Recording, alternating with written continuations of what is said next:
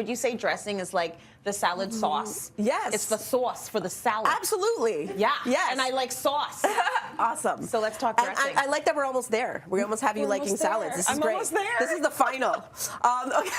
So basically, dressings are the most important part of the salad. Thank because you. Think about it. It's touching every ingredient. So it's going to be part of every bite, and you want to keep coming back for more. Like that's the great part of salads and making them balanced, because you want to keep coming back. So you want to make sure that every bite has, you know, a few ingredients, a bit of dressing. Yeah. And dressings, you start with, basically it's a base of olive oil, oil. Oil, I love any olive oil. Yeah. Oil and vinegar, and then you can add sweet and salt, spicy components, and then you can add aromatics and seasoning. So first we'll start with the oil and vinegar. It's usually a 3-to-1 ratio. Okay. So 3 parts oil, 1 part vinegar.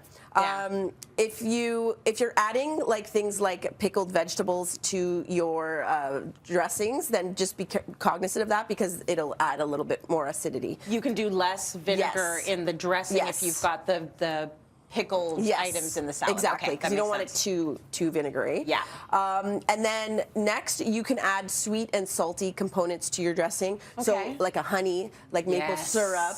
Spicy, you can add like, you know, a hot sauce. You can add a hot pepper of some sort that you like. Red pepper flakes are great. Also, aromatics really round out a dressing. You really need the aromatics to bring it all together. So that's something like garlic, shallot, a lemon zest, ginger. Okay. I usually use a rasp. Yeah, a zester. which is like a grater, a zester. And that works great for the dressings. Okay. And and you combine them all, and also seasoning. People don't realize you have to season a salad dressing just like you season every other dish with salt and pepper. Well, salt and pepper. Yes, you absolutely need to season it, or it'll taste under seasoned. You'll just get a lot of oil, or it's flat. Yeah, it's flat. Okay. Exactly. So, like my dressings. Yeah. Because I haven't been putting salt and pepper in. Yeah, you need salt and pepper. Yes, absolutely.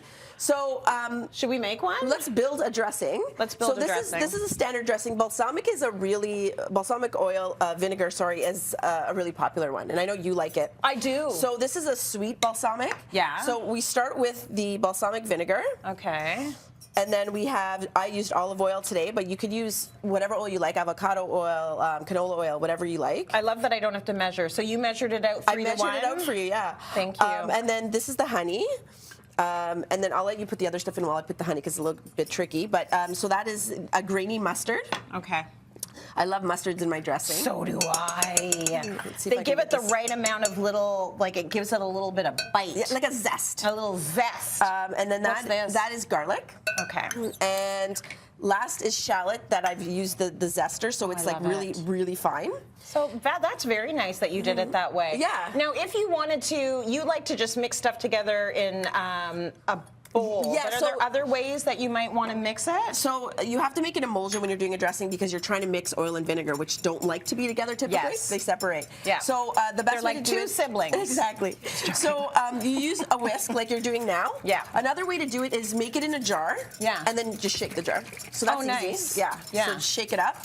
It'll separate once it's in the fridge, but you just shake it up before you use it. So it's great. How long will this last? Because mine lasts for a really, really long time. Yeah, make Maybe a big longer batch. than it should. Yeah, make a big batch, and it could last up to 2 weeks in a glass, jar that's been sealed. Look at in that. your refrigerator. Yeah, so there you go, super easy. The best way to do it though is in a blender, because you don't have to chop anything. It's like the blender will do the work for you. So that's a fun way to do it too. So should I make a salad? Make a salad. So from beginning to end. I have some greens out for you. The greens we spoke about in the last segment. Can I just do whatever I want? Yeah, do whatever you want. Got some arugula in there, so it's gonna be a little bit peppery. I'm definitely doing red onions. Yeah, I love that. See, I can't do red onions. I can't do raw red onions. No. Is it because you don't want to be like kissing your significant other it just repeats on me. I don't know why. Oh, I see. It just repeats on me. See, I went too personal there. I didn't need to know all that, and I'm sorry. Yeah. And then she felt the need to answer me. I'm sorry. Are these proteins I can actually eat right now? Yes. Okay. I just want to make sure. Have they been in the trunk of your car? No. So the shrimp, or you could do the crispy tofu. No, I didn't cut the rotisserie chicken. Okay. Yeah. Oh, and now I get to do the chips on top. Yeah. I love that you put these as toppings. It's so good. So which dressing do you want to use the sweet balsamic? I also have a mango-based dressing here. Oh, I want to use the one I made for once because I think I did okay. And then this is a Thai peanut dressing that I made. Are Lisa and Amanda still here? Because I want someone to get me one of those Rubbermaid containers. Because what I usually do is I usually put it in a container at home to shake it up. Like you said, you want every single bite to have a bit of the dressing. That's truly that's what makes it good. Yeah, that's so truly I put it in a little way. Container. I don't know what this is, but I'm putting some on. Those are crispy onions. Oh yes, girl. Yeah, okay. Crispy onions. You did the very best stuff. Oh, thank you so much. Thank you. I really appreciate it. Let's see you in action with your salad spinning. We hate her. Okay, hold on a second. Let me put it all in here. And then you pour the dressing in. I don't want to pour too much. Oh, I don't mind. Danger. Yeah, I know, you don't want to. Do you remember growing up, there was a song that went, "Don't drown your food," and it was a cartoon. And it was all about not putting too much sauce on your stuff, and I was like, oh. Because I'm the sort of person that has fries, and I put ketchup all over it. Like, I drown my food. There was a fork out. I must have disappeared. Okay. So lunch is served. And I'm just going to take this one to the one that I gave you in the first segment, that boring salad, the sad salad. Much better? This is a happy salad. Okay, good. Very good. Give it up for Julie. We're going to talk about something we often pack into a container and take for lunch. We are upping our salad game with Julie and Miguel. Thank you. All right, Julie, you are taking us on a deep dive for how to create the perfect salad and build the perfect salad. We want to make sure our salad is drool-worthy. Yes. Because when I think salad, I kind of feel sad. It's not a happy meal for me. Like there's something about a salad, I'm right there with you. When I was growing up, Italians, we usually have a salad at the end of the meal. Okay. It was like a customary thing. I think they thought the acidity helped you digest your meal. Makes sense. Salads was always something that we were obliged to eat. It was never a meal. And this, I actually brought an example of a type of salad that my mother would prepare for us. So one type of lettuce, cucumber, a big tomato that would slime all the lettuce, and a very unbalanced dressing. So it's basically like, this is actually an upgraded vinegar, because my dad used to make red wine vinegar and olive oil, and that's it. No seasoning, nothing. Okay.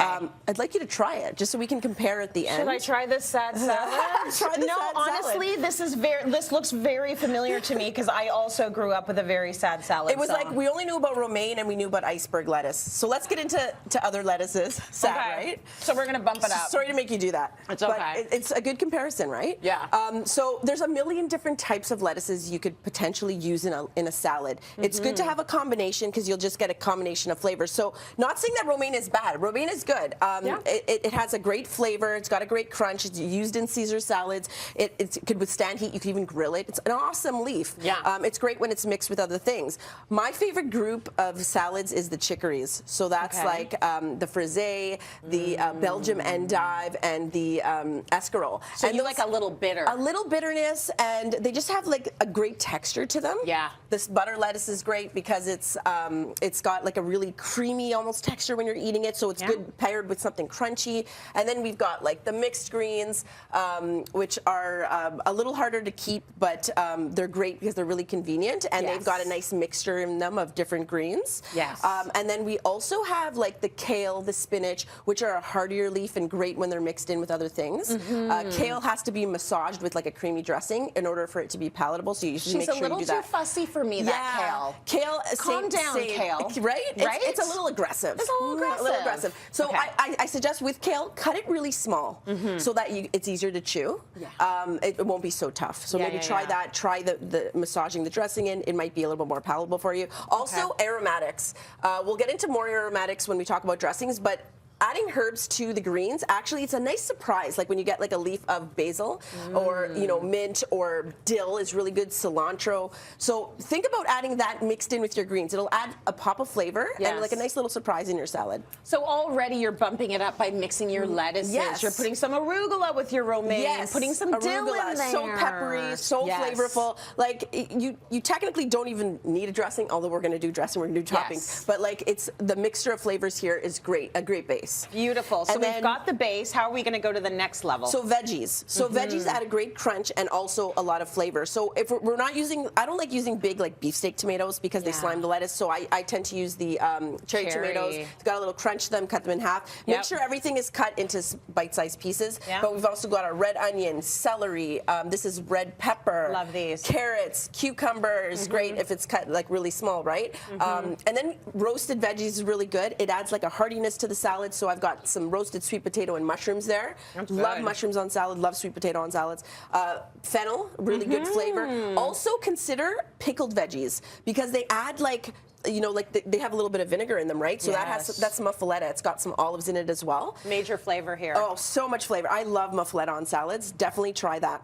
Okay. Next, we're going to add even more. We're going to add some grains. So I love farro and I love brown rice because they actually absorb the dressing and just make it a really hearty salad. It really truly becomes a meal at this point. They bulk it up. Yeah, you've got the grains. And then also proteins, very important. Yeah. So you don't have to add proteins. You can add plant-based or regular proteins. So regular proteins are like seafood. I've got shrimp here. I love that. Rotisserie chicken's a good hack to have in your fridge because you can just shred it up and put it onto the salad. This is a bit of grilled turkey here. Turkey's also a really good flavor. And then plant-based proteins are things like lentils, edamame. Okay. Great. I love edamame. Great crunch. And then you've got tofu, some crispy tofu. Oh, that's nice. Okay, so look, we started with the base. Yes. We bumped up the veggies and did stuff like roasting them. We threw in some grains. We did some either meat protein or veggie protein. Now we're talking, this is not sad anymore. No. We almost have a meal. Exactly. And we have another step. Another step, the toppings.